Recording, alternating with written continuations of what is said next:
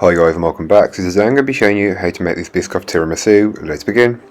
To get started on the recipe, you'll want to grab yourself a large mixing bowl, and into your mixing bowl place your room temperature mascarpone cheese, followed by the Biscoff spread. I do recommend warming this up a little as it'll make it easier to incorporate later on. Then you can go ahead and add in the vanilla extract, then your double cream, then whisk on a medium-high speed until everything is well combined.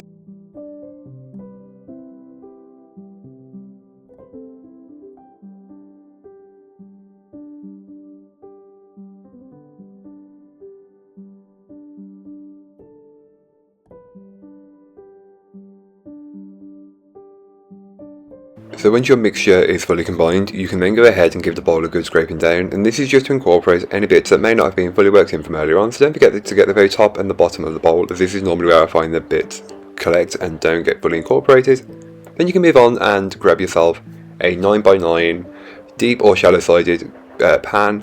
I'm using this crock one, but then all you want to do is get some coffee, brew it, let it cool, take 2 Biscoff biscuits that haven't got a cream filling, dip them into the coffee, then place into your tray, and I've done mine in this formation of squares, like 2 going horizontal, 2 vertical, but again you can do it however you'd like, and it just fits in the pan perfectly, so do that until you've got a full layer on the base of the tin.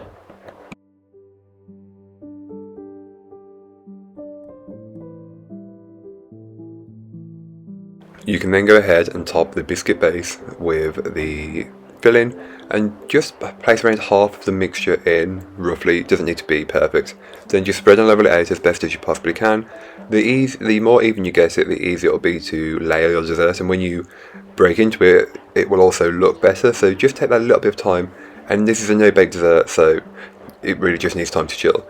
Then you can repeat the process of layering the biscuits again, and again, I'm doing mine in a square formation, but feel free to do it whichever way works best for yourself. Repeat the process until you have your complete second layer done.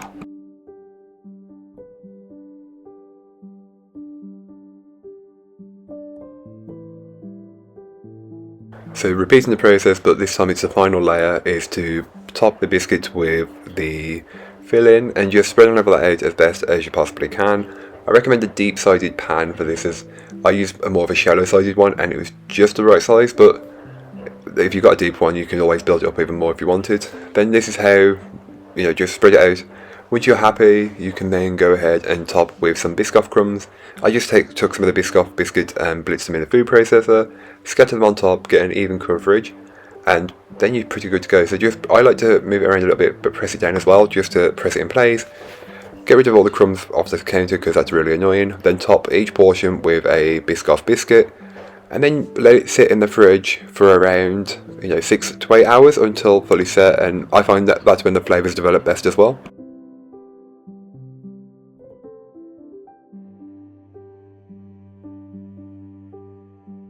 When it comes to dishing this up, there's no real polite way of doing it.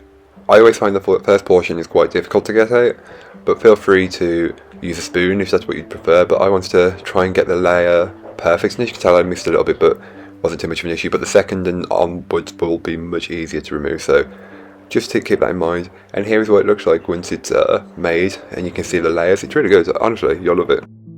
So thank you so much for watching, I hope you enjoyed. If you did, don't forget to like, comment and subscribe for more from me, and I'll be back again soon with another recipe, so join me then. In the meanwhile, don't forget to check out the description, there'll be a link to this recipe, a link to my blog, and links to all my social medias. But that's all today, I hope you enjoyed. Bye guys.